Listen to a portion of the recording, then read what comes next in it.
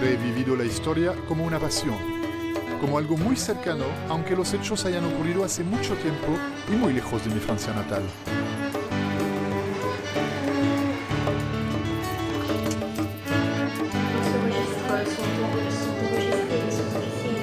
Llevo 30 años viajando por el mundo, buscando vivir la historia y entenderla, hasta que en una de esas vueltas, en el sur de Chile,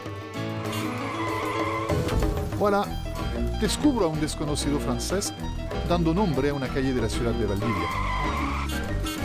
Pronto entendí que Jorge Botchev no era uno más de los miles de soldados de Napoleón que marcharon a América tras la caída del emperador. Con él ya no estoy solo en mi viaje. Hoy me acompañan sus memorias, en las que describe el país que ayudó a liberar del poder de España y que inspiran mis investigaciones y esta serie, en donde les invito a ver cómo cambió el sur de Chile en menos de 200 años.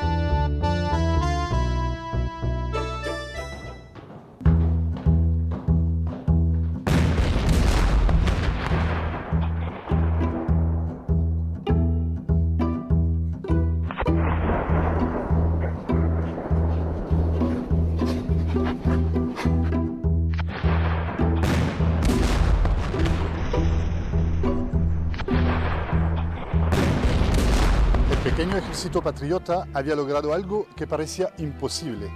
Con apenas 300 hombres, es decir, 1 por 4 españoles, había derrotado el ejército realista, protegido en una de las fortalezas más impenetrables de América Latina, el castillo San Sebastián de la Cruz de Corral. Una vez tomada la plaza de Valdivia y motivado por el éxito de la campaña, el almirante Cochrane organiza una expedición a la isla de Chiloé, último bastión español en Chile. A cargo de Valdivia deja el coronel Botchev, quien intenta disuadirlo mostrándole los riesgos de su plan. 8 días después vuelve Cochrane, derrotado, y ordena embarcar todos los valores de la ciudad, regresando a Santiago con la plata y las joyas de Valdivia, lo que en parte explica la situación económica dramática de la provincia y de un país aún sin organización. En esta difícil posición y abandonado a su suerte, Botchev se verá forzado a dirigirse con su pequeña tropa hacia el sur. Valdivia carecía de riquezas y sin la ayuda de España, la ciudad estaba totalmente a merced de su destino.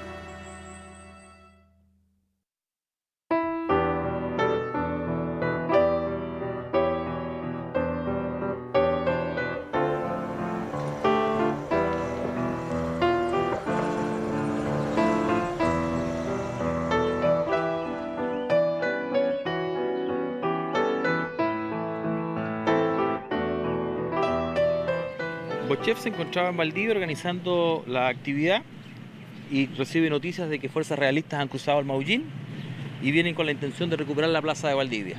Una posibilidad era quedarse y esperarlos ahí a los realistas en una posición defensiva y la otra salir a su encuentro. Entonces él obviamente decide seleccionar una cantidad de 150 soldados de infantería y avanza al encuentro de los realistas. Ok, para hacer eso él utiliza el camino viejo a la Unión, llamado de otra manera Camino Real. Es un sendero muy antiguo que usaban los indígenas y a fines del siglo XVIII se mejoró este camino por 2 razones. Primero, obtener el repoblamiento de la zona de Osorno y segundo, permitir a los comerciantes de Chiloé poder transportar y vender sus productos en Valdivia. Es un camino muy difícil de construcción en una selva casi impenetrable, con un terreno muy inestable y sin los medios para mantenerlo.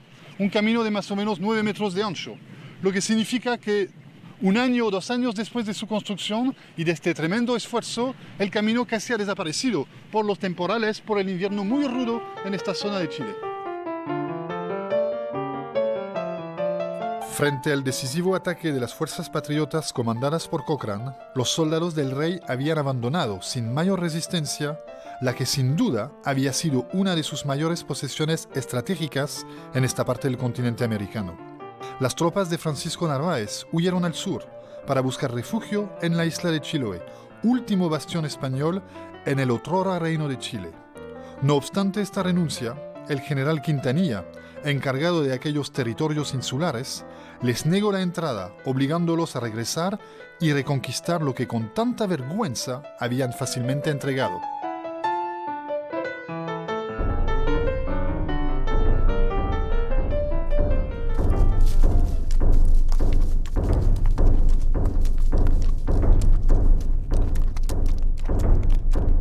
Marchaba con 200 hombres y en la mitad del camino, en un monte cubierto de árboles, encontré al señor Manríquez, a quien iba recomendado, rico propietario, varios campesinos y más de 200 caballos. Quedé asustado de tanta prontitud y lo felicité. Este buen hombre me abrazó, me felicitó también y puso sus caballos a disposición mía.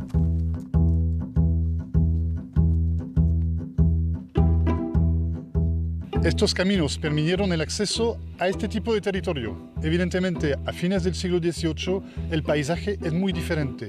Es una zona de selva impenetrable.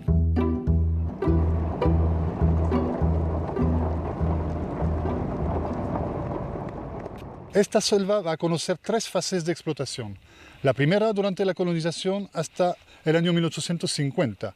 Consiste en la extracción de las mejores especies para la construcción. Esta etapa no va a tener mayor impacto en el paisaje. La segunda etapa, la etapa de las grandes quemas, corresponde a la colonización alemana en 1850-60. Es la transformación de esos terrenos en terrenos para la ganadería. Y la tercera fase, que empezó hace más o menos 30 años, consiste en la explotación extensiva de este bosque, en la sustitución de las especies originales por especies exóticas, entre otras el pino y el eucaliptus. Evidentemente, esas dos últimas fases sí van a transformar totalmente el paisaje de esta zona. En este sistema de explotación estamos acá frente a una cosecha reciente de Talarasa. Es el momento más delicado porque el suelo no está protegido. Cada vez que llueve se va parte de este suelo, lo que a largo plazo dificulta o impide plantaciones nuevas. Además, la erosión conduce este suelo hacia las partes bajas, embancando así los ríos. Al día siguiente llegamos a los llanos, comarca hermosa, rica en vegetación y de un encantador y pintoresco aspecto difícil de describir. Esta llanura uno la encuentra después de atravesar inmensas montañas cubiertas de árboles centenarios y distante más o menos 12 leguas de Valdivia por rutas espantosas. Son senderos impracticables durante el invierno en que las lluvias son muy abundantes, las que forman torrentes capaces de arrastrar mulas y caballos. Durante el curso de esta estación, la comunicación está cortada con la plaza de Valdivia.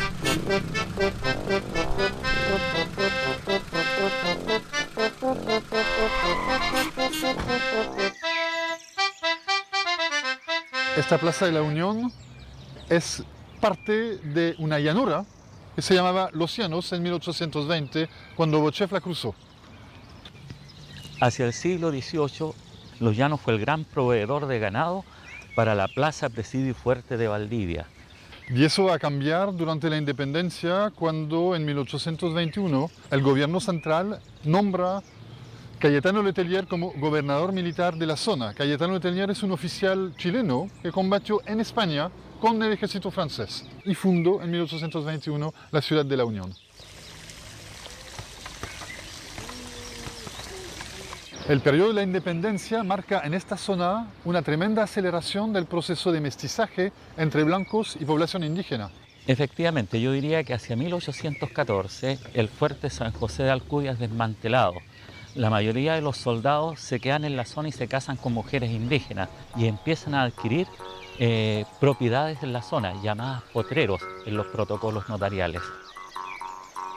Esta aceleración del mestizaje marca una relación diferente entre el indígena y la tierra. Yo creo que fundamentalmente el mestizaje en la zona atenta o afecta la posición del indígena frente a la tierra. Proceso que se ve marcado por la presencia aquí en la Unión en 1843 de la notaría. El estudio de los protocolos notariales de la Unión nos dice que la gran propiedad mestiza, que algunos llaman blanca, se constituye en este siglo y a expensas de la propiedad indígena. Podemos decir que este fenómeno marcó el fin de la propiedad, entre comillas, indígena para pasar a una propiedad mestiza.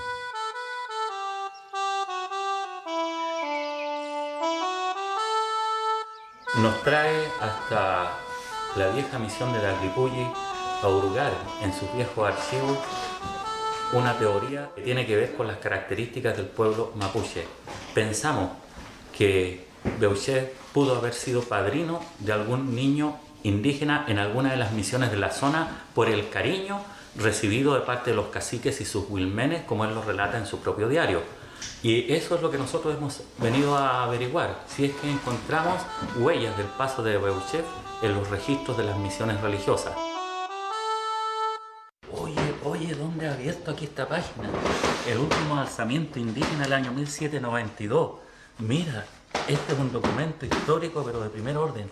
En 25 de septiembre del año pasado de 1792. Hay una característica en el pueblo mapuche que las alianzas políticas para ellos son importantísimas. Si yo caso a mi hija, que soy un cacique, con el hijo de otro cacique, ese otro cacique ya no va a hacerme la guerra a mí, porque no le puede hacer la guerra a uno de sus parientes. ¿Qué sucede con la llegada de los españoles con esta situación? Reemplazan estas alianzas y estos vínculos familiares por la institución del compadrazgo. Los caciques le dan hijos por ahijados. Ellos entienden que entre compadres no se van a hacer la guerra. Y cuando Beuchet llega a los llanos y los caciques se le acercan, entonces es probable que los caciques le hayan ofrecido al nuevo jefe militar a uno de sus hijos para que lo apadrine. Bueno, la lástima es que tengo que confirmar tu duda, en el sentido que en este registro faltan todas las actas entre 1818 y 26. Y de hecho hay un pequeño texto de José Martín Gil, supuestamente el misionero de la época, que dice que se perdió este libro, encontró unas hojas y la puso al fin de este registro. Pero ya buscando hay unas cosas de 21-22, pero nada relacionado a Beuchet.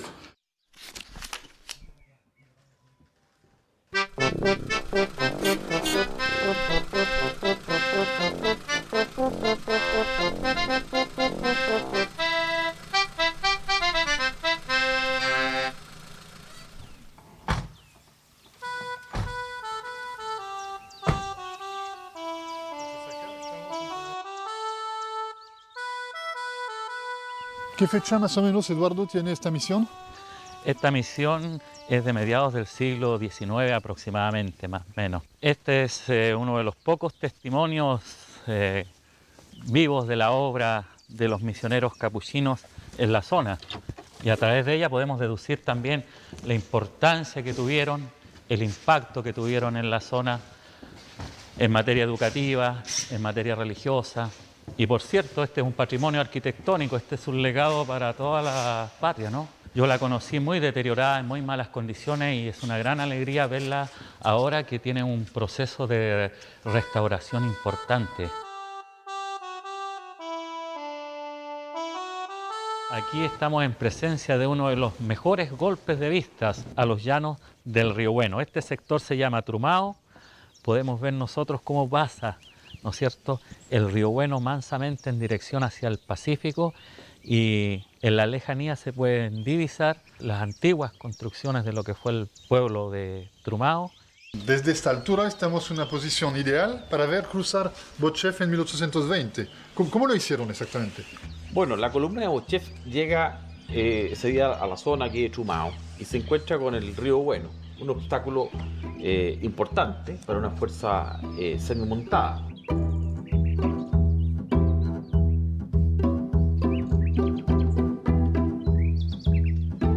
Al llegar al hermoso río Trumao, río soberbio que divide los llanos, me encontré con muchos indios. Me ofrecieron varios bueyes muy gordos y me ayudaron también a transportar la tropa a la otra orilla en sus bongos o pequeñas canoas. Sargento Capitán Gómez, el Sargento Araujo. Mucho gusto, encantado. Por favor, adelante, vamos. Vamos a ponernos el chaleco salvavidas.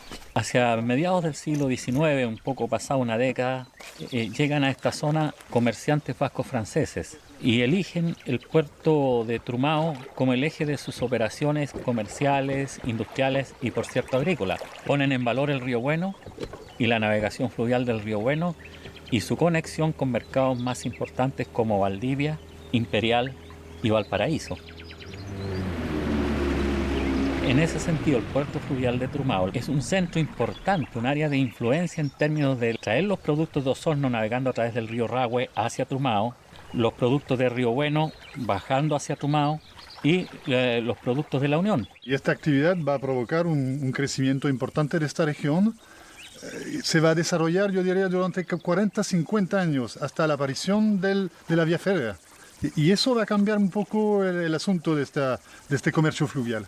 Como que hay una relación en valorar la navegación fluvial del Bueno y, por su parte, los navegantes fluviales valorizar lo que es el ferrocarril, sobre todo en el tramo Trumao-Osorno, porque era muy difícil remontarlo en invierno. Evidentemente que el ferrocarril, al conectarse el año 1905 provisoriamente el ferrocarril de Osorno a Valdivia, entonces cuando en 1914 definitivamente se une Santiago y Puerto Montt y todo eso el país con ferrocarriles, hay empieza la decadencia de la navegación fluvial sobre el Bueno.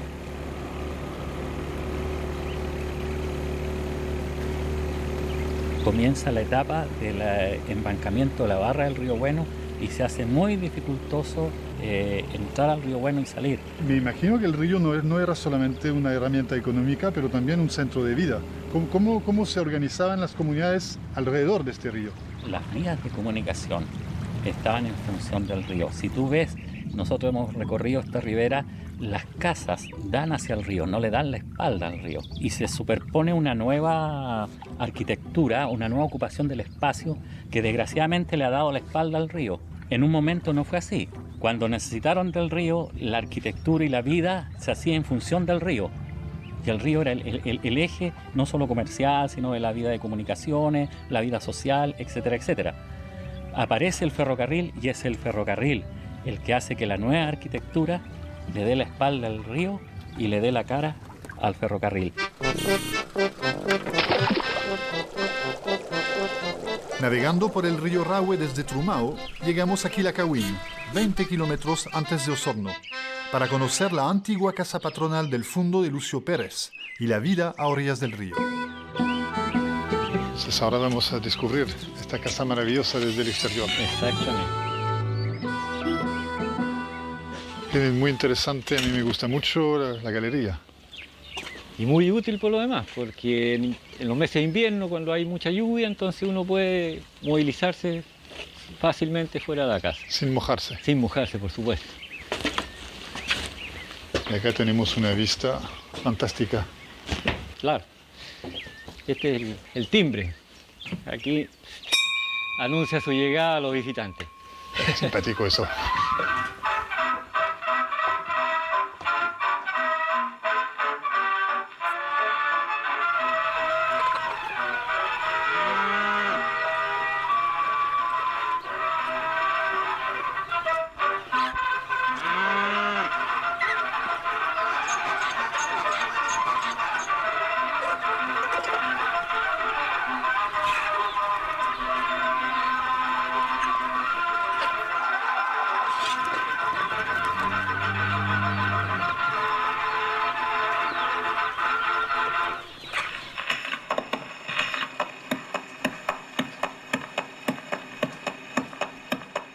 La familia de mi abuelo no era tan numerosa y de mi bisabuela menos, no eran tan numerosos. ¿Sí?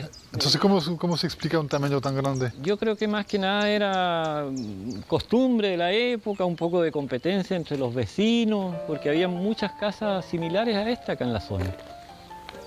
Lucio, cuéntame un poco cómo está organizada esta casa tan inmensa. Bueno, El primer piso, la planta baja, digamos, se utiliza como bodega porque no se puede habitar por las inundaciones. El segundo piso en realidad lo habitamos permanentemente. El tercer piso lo tenemos para cuando vienen personas a alojarse en forma eventual, ¿no?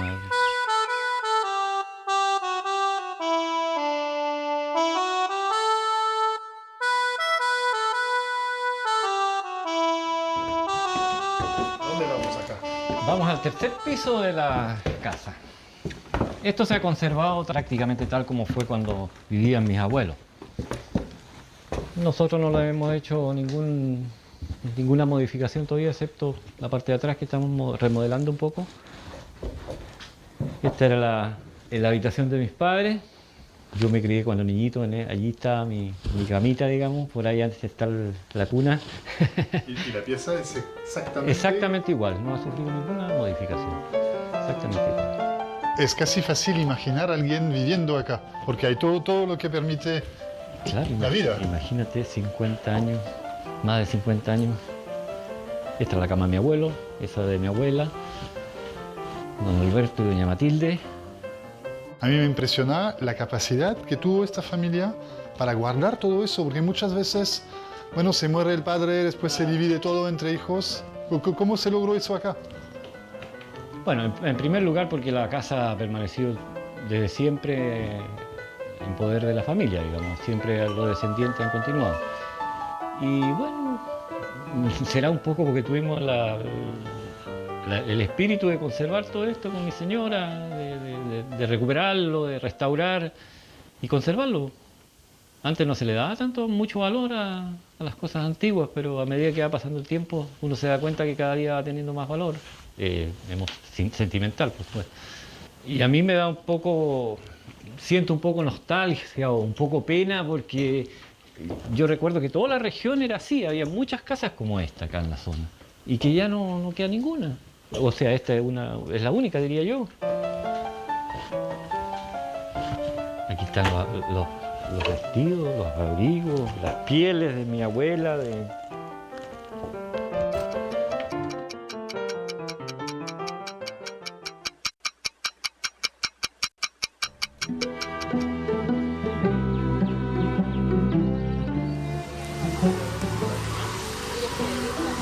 Bueno, este asado me recuerda la llegada de mi compatriota Jorge Goche, porque Correcto. acá, en esta zona, Sí. los lugareños le dieron la bienvenida con un carne, asado, con con carne, un asado, con productos de la región que de hecho necesitaba su tropa.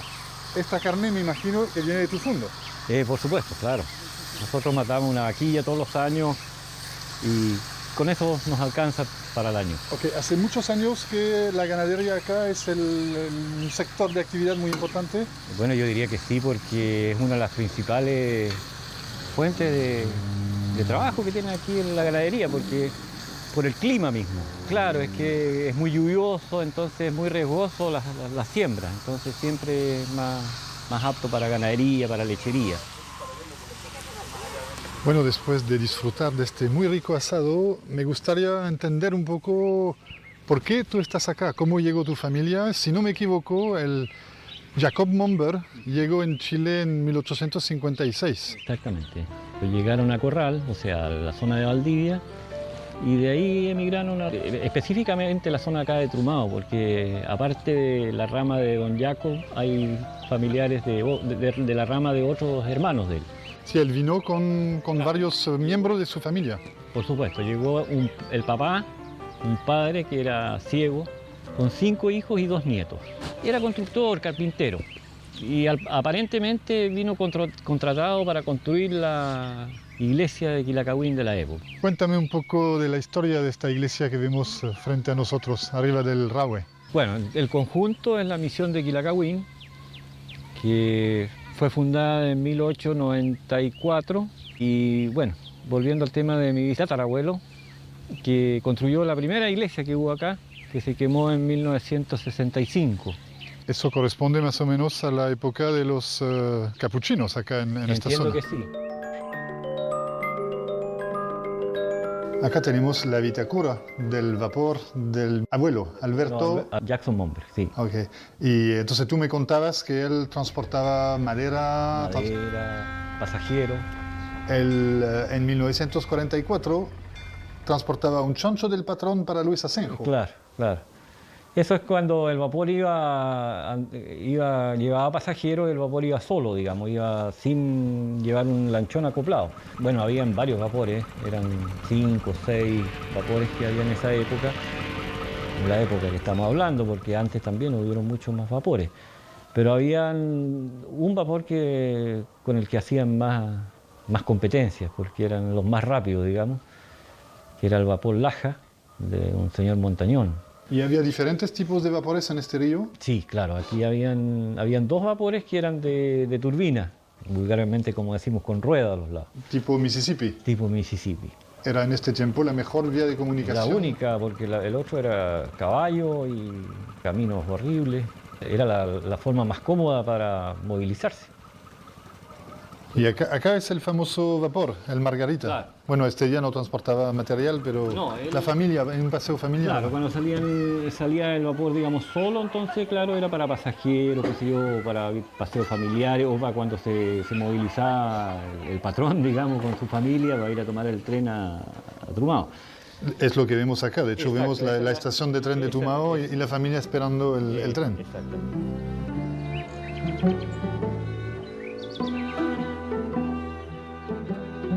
La casa es construida tipo palafito precisamente por las inundaciones, porque aquí cada ciertos años el agua sube.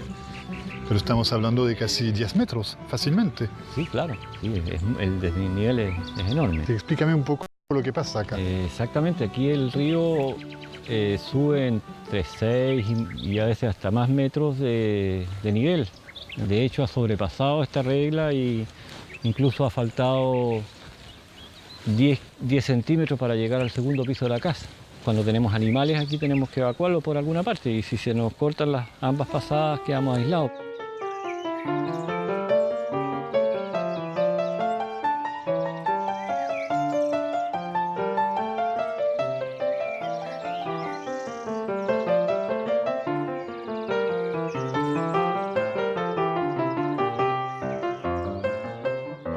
Luego nos dirigimos hacia Osorno. Varios de sus habitantes habían venido a mi encuentro y fuimos muy bien recibidos. Puse mi tropa en el fuerte. Los oficiales se alojaron en casa de los habitantes.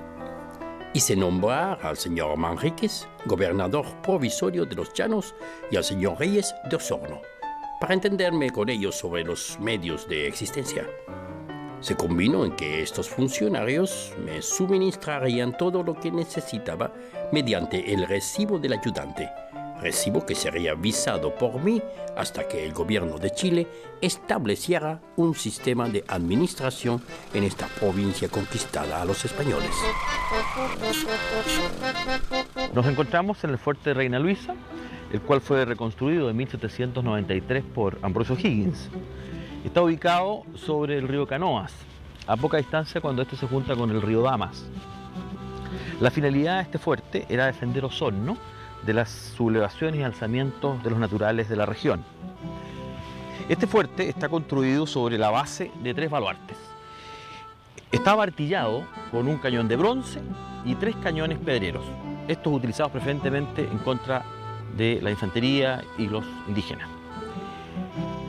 Las tropas realistas, después de haber sido derrotadas y haber perdido Corral y Valdivia, en su marcha hacia Chiloé, ocupan este fuerte, descansan, se reaprovisionan. Este es un fuerte que tenía un pozo de agua fresca y bodega de víveres. Por su parte, las tropas de Bochef, también la noche previa a su encuentro con los realistas, ocupan estas instalaciones para recuperar la marcha y continuar al día siguiente.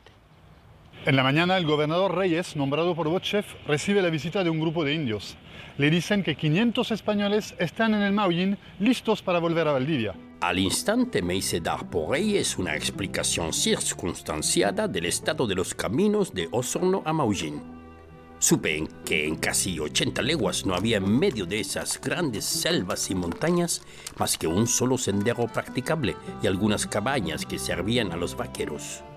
Conversando con Reyes, Bochef se entera que el único camino hacia el sur es el camino real. Él pide voluntarios a su tropa y se da cuenta en este momento que la moral de la tropa y de la población no es muy alta. De hecho, de repente se enferma un capitán de granaderos Aparte de 140 hombres bien dispuestos, pues tenía hombres débiles y enfermos que debían quedar en el cuartel. Pasé la revista de armas que encontré en perfecto estado. La mayoría patriota tiene miedo. Si vuelven los españoles van a tener muchos problemas. Y la minoría realista ve con mucha felicidad la vuelta de esas tropas españolas. Mandé distribuir las municiones y nos pusimos en camino. Eso decide Botchev a partir con sus hombres dirección sur para enfrentarse con ellos.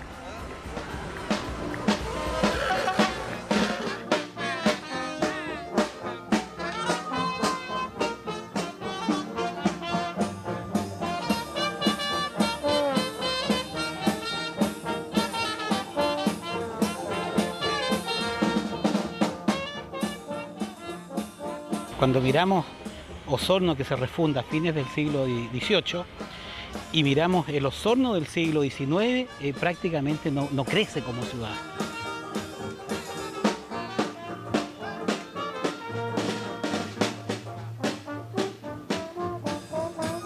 Porque cuando llegan los alemanes, en esta zona ellos se dedicaron a la agricultura.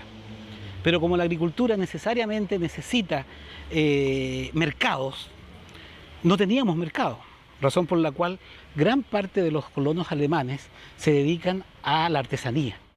Mira, fíjate tú, esto demuestra artesanos. Sí. Artesanos, estas son puertas maravillosas. La puerta es de origen. De origen, te fijas tú, todo tallado, madera de buena calidad.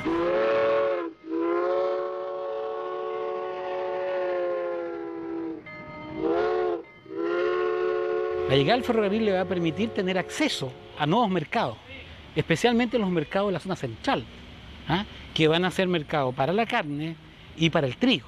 Hay algunas actividades que desarrollaron los colonos y que fueron muy importantes, como fueron las curtiembres, como fueron las destilerías de alcohol, carne salada, que tuvieron un mercado bastante importante en Chile, ¿cierto? Pero también van a tener un mercado y un centro abastecedor más allá de nuestras fronteras. Esta casa, ¿cierto? La casa Stigrat, corresponde a una tipología de vivienda que se dio en Osorno entre los años 1850 y 1890, en que el portal de ingreso conformaba la vereda y el corredor.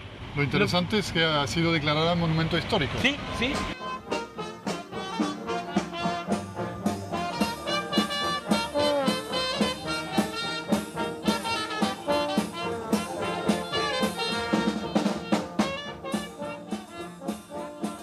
Primero Osorno depende de Valdivia, después pasó a depender de la provincia de Yanquihue, nuevamente vuelve a Valdivia, pero a comienzos del siglo XX comienza una campaña por transformar a Osorno en una provincia. Resulta que Osorno, del punto de vista productivo, tenía una serie de restricciones por ser departamento y no ser provincia, ¿cierto? Y esto se logró el año 40, ¿cierto? Cuando Osorno se transforma en provincia. Tú me hablabas de la comunidad árabe que llegó el siglo XX y que tiene una tremenda importancia económica. ¿En qué sentido? ¿En qué sector de actividad trabajan? Fundamentalmente el comercio. Comercio. Fundamentalmente el comercio, la mayor parte de ellos empezaron como comerciantes intercambiando productos en la costa y la mayor parte se ha ido asentando. Incluso ya la generación de ellos nueva, casi todos son profesionales ya.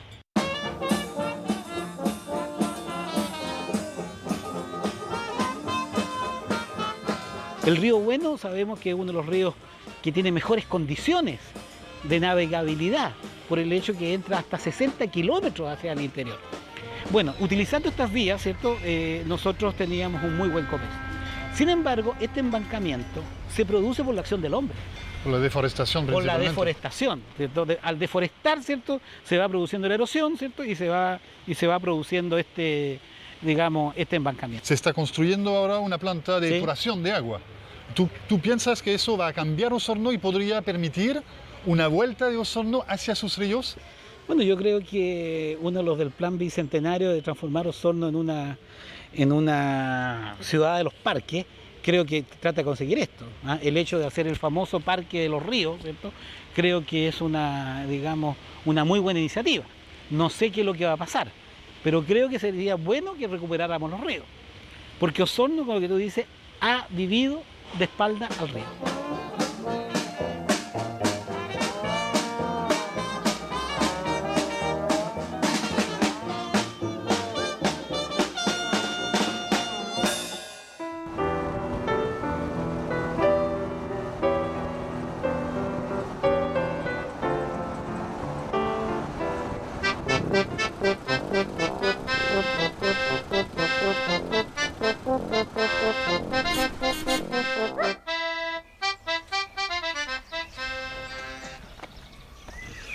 comandante, estamos acá en Tegualda, a más o menos 45 kilómetros al sur de Osorno. Me parece un buen punto para hablar de los preparativos del combate del toro. En efecto, habiendo las tropas de Bochef terminado el descanso en Osorno, ellos reinician la marcha de guerra dispuestos a dar un golpe de audacia a los españoles. Saben que están muy cerca de encontrarse con las fuerzas realistas, por lo tanto extreman las medidas de seguridad y alistamiento de la vanguardia. Por su parte, las fuerzas españolas dirigidas por el comandante Gaspar Bobadilla tienen información que fuerzas chilenas vienen a su encuentro. Ellos resuelven adoptar una posición defensiva y se organizan en los alrededores de la Hacienda del Toro para proceder en ese terreno y lugar a aniquilar a las tropas patriotas.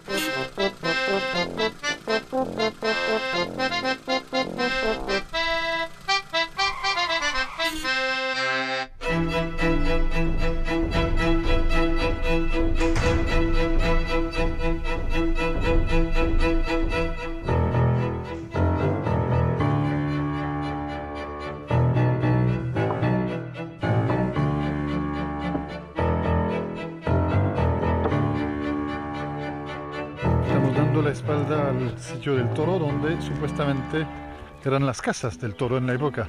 Lo que debemos hacer es un esfuerzo de imaginación porque probablemente, bueno, Bochef lo describe como una zona de bosque y hoy en día probablemente no queda ningún árbol, así que vamos a tener que utilizar nuestra imaginación para reconstituir el lugar. Hemos llegado al camino que deberían conducirnos al desfiladero en el cual pasaron las tropas de Bochef. Esa debiera ser la hondonada y esta parte debiera ser lo que se habla del desfiladero. Sí. Por lo tanto, llegaron por donde los árboles. Exacto, entonces por esos árboles enfilan hacia el sector de la casa que está aquí arriba. A la entrada del desfiladero encontré a don Diego Reyes con los caballos. Toda mi gente cabalgó.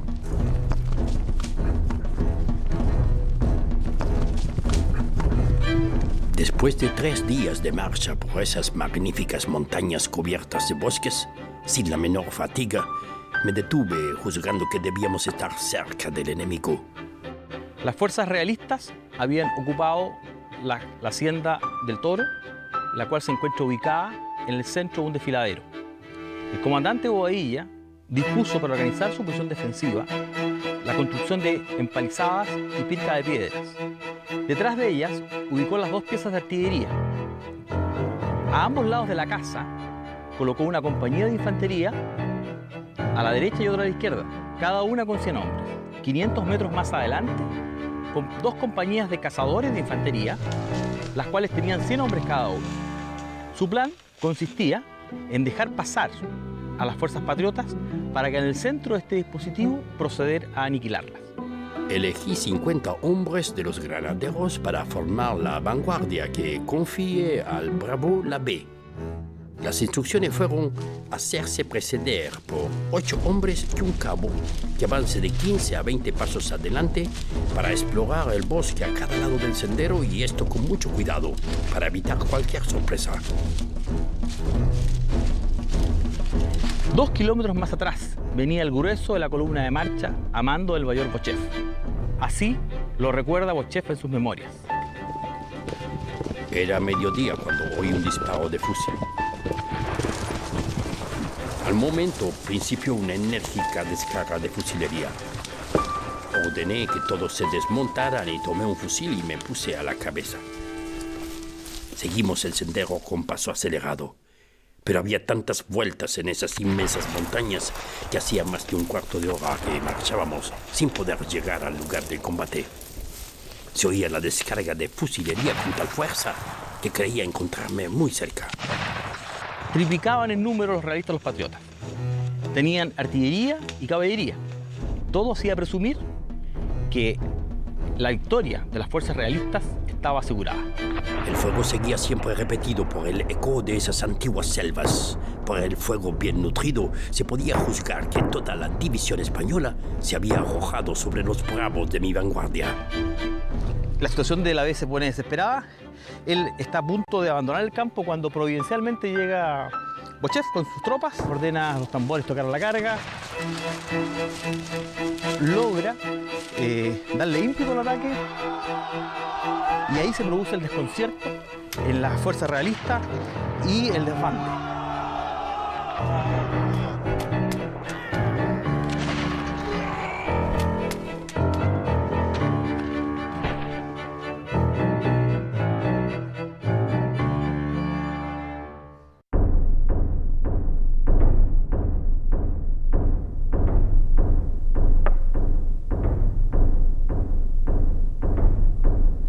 Por lo tanto, a partir de ese minuto se produce la rendición de aproximadamente casi 500 soldados realistas.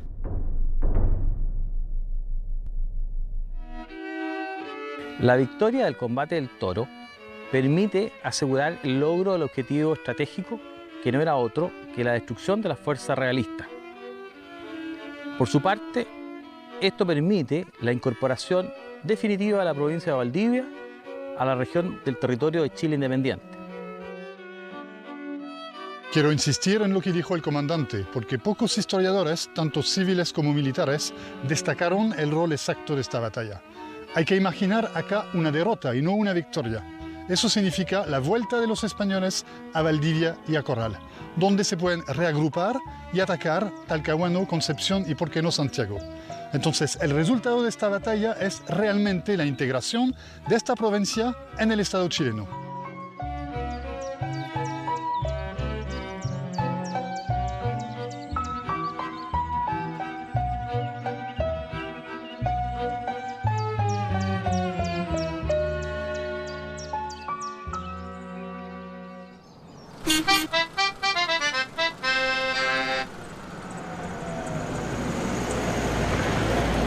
Asegurada la provincia de Valdivia, la región prospera con la llegada de los colonos alemanes. Andrés Kuschel, propietario de la Casa de la Oma, a 13 kilómetros de Frutillar, es un descendiente de esos pioneros, originalmente agricultores y ganaderos, hoy dedicado a una nueva actividad.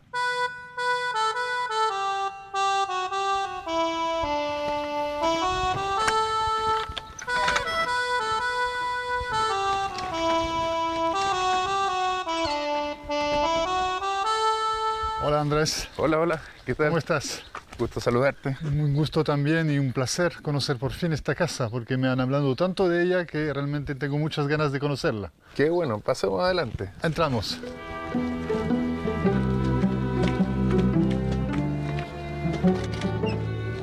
Permiso, gracias. A mí me encantan esas casas con galería. ¿La galería es de origen? La galería fue construida con 17 años posterior a la casa inicial. ¿Y cuándo se construyó la casa? Y esto era una cosa abierta, esto el año 1907. Y fueron, bueno, me imagino un abuelo, bisabuelo. Bisabuelo para mi abuelo. Okay. Es más, la casa es de 1907 y la galería se cerró el año 1925. ¿Y cuándo llegó tu familia? ¿El primer miembro de la familia Kuschel que llegó a Chile? ¿Llegó cuándo? En 1855 llegaron de Silesia a Valdivia y con posterioridad a Puerto Montt. Ok, ¿y se instalaron inmediatamente en esta zona? Inmediatamente en Frutillar. En Frutillar. A orillas del lago Yanquihue. Ok, entonces fueron dentro de los primeros que llegaron en esta zona muy impenetrable, casi sin caminos. Exactamente. Acá empezaron a llegar el año 1852, aquí al lago Yanquihue. Esto se compró el año 1880. ¿El terreno se compró? El terreno del año 1880. Fue un remate que hizo el Estado para los colonos. ¿Tu familia llega a qué se dedica exactamente? Agricultura, lechería, ganadería. Primero, acá no había camino, no había nada, solamente eran huellas. Segundo, una selva impenetrable. Estamos hablando de bosques de 45, 50 metros de altura. La posibilidad de perderse era muy fácil. Todo esto acompañado también de un ambiente muy mitológico, acompañado de todas las fábulas de Chiloé hacia esta zona. ¿Cómo se desplazaban entonces de un pueblo al otro o de un asentamiento al otro? En tierra, a caballo. Y cuando en el lago, que era el desplazamiento más importante, era por intermedio de vapores. Bueno, me imagino que si uno se instala acá como agricultor, tiene la necesidad de vender sus productos. ¿Cómo lo hacían? Prácticamente cada agricultor se va especializando. Uno era referente al tema de la mantequilla, quesos, etc. Otro era de cecina. Otros eran más carpinteros. Cada uno tenía su habilidad especial. ¿Y dónde estaba el mercado de esos campesinos? El mercado estaba en los pequeños pueblos que se fueron fundando. Inmediatamente se funda Puerto Montt, 1852, Puerto Vara, Frutillar, Puerto Octay. Y después este mercado más a futuro se va a desarrollar a orilla de las estaciones de ferrocarriles. ¿Ah? El ferrocarril es el que va a marcar la nueva etapa. El tiempo dejó su huella en la casa patronal. Mantener el lugar en base a la agricultura y a la ganadería, las riquezas del pasado, es cada vez más difícil. Una restauración orientada hacia el agroturismo, en muchos casos, puede significar la única manera de salvar el patrimonio de esta zona. Cuando describes la actividad de la casa, ¿por qué hablas de pasajeros y no de turistas para describir la gente que viene acá? Podría ser pasajero por los pasantes o por la gente que pasa. Si alguna vez esto fue como una hospedería donde no era un turista el que venía a esta casa, sino que era alguien que vivía a 20 kilómetros más allá, que por producto de una necesidad se quedaba acá y aquí se movilizaba hacia otro lugar. Yo diría que puede ser pasajero y turista. Hay un tema muy presente en la casa cuando uno la visita, además de la agricultura y de la colonización alemana, es la religión, a través de fotos, sí, de ropa. Tengo la impresión que para tu familia es realmente un tema fundamental. Eran familias tremendamente católicas y que estaban, uno de sus problemas que tenían en Alemania era prácticamente su religión.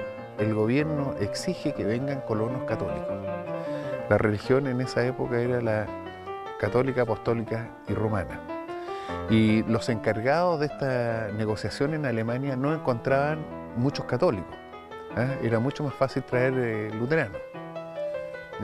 Es más, en Frutillar está súper marcado el sistema de los cementerios. El cementerio que está al lado norte es el cementerio luterano, el cementerio que está al lado sur, cementerio católico. Y las entregas de tierra a los colonos también estaban sectorizadas por católicos y luteranos, no siendo así la orden de gobierno. Eso lo tenía muy claro el agente colonizador, etc. El valor de la madera del año 37 en que se construyó la iglesia era mínimo. Había que despejar tierras para integrarla a la actividad productiva. Tú con 1 kilo de carne comprabas 12 pulgadas de madera. Hoy día necesitas 120 kilos de carne para comprar las mismas 12 pulgadas de madera. Con eso te queda más o menos establecida la relación. Construir en esa época era bastante barato. Además de la fe que ellos tenían, pasaron por momentos muy duros y muy difíciles. La iglesia también es un testimonio a la superación de momentos difíciles, pero también una contribución a la comunidad por las gracias y los dones que nos ha entregado esta tierra. Bueno, hace más de 10 años ahora que estás en esta actividad del agroturismo, me gustaría conocer tu opinión sobre el futuro de este sector de actividad. La evaluación que puedo hacer de los últimos 10 años es de todas maneras positivo. Hoy día estoy creciendo más o menos un 15-18% anual, con cada año de diferencia. O sea, te puedo decir que viene bien. Yo veo la luz al final del camino. Hay una necesidad del joven de la ciudad de estar relacionado, de acercarse a la naturaleza. Y no veo mejor forma que hacerlo a través de este tipo de empresas.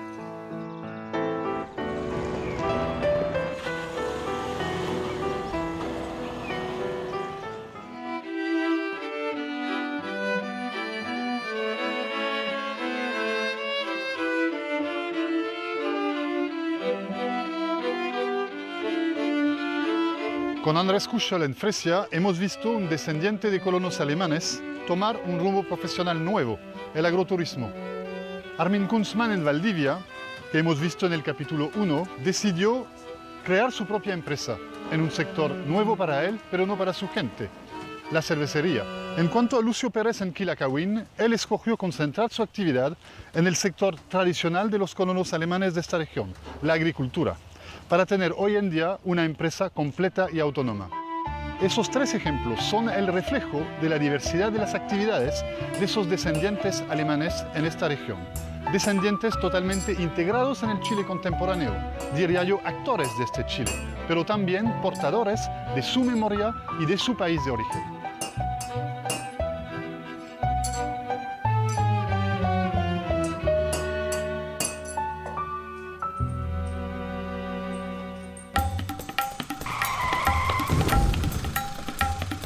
A la vuelta de los Borbones, se nos comenzó a exigir sumisión a ellos. Es un buen lugar para hablar un poco de esos oficiales napoleónicos que van a tener que exiliarse. El enviado fletó un barco para nuestro viaje a Buenos Aires. Chile, históricamente, ha sido receptor de inmigrantes. Mi abuelo decían que era benestante, o sea que tenía una buena situación económica, porque tenía 2 vacas. El general O'Higgins me había concedido mandar la primera columna de ataque. Yo debía atacar el Morro, la parte mejor fortificada. Un guardia español advierte que ha comenzado el ataque, da la voz de alarma. Recibí un balazo que me atravesó el hueso del brazo. Yo voy todos los años a Italia, voy a ver a mis parientes, pero los 7 días me quiero venir.